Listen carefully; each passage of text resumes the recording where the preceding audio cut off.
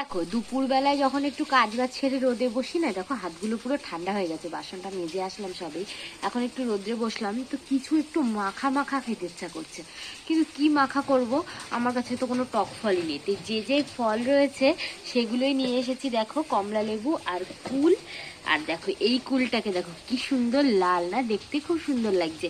তো আর আছে কমলা লেবু, কুল, আর আছে শাক আলু। তো এইগুলোই চলো এখন কেটে নিয়ে আসি।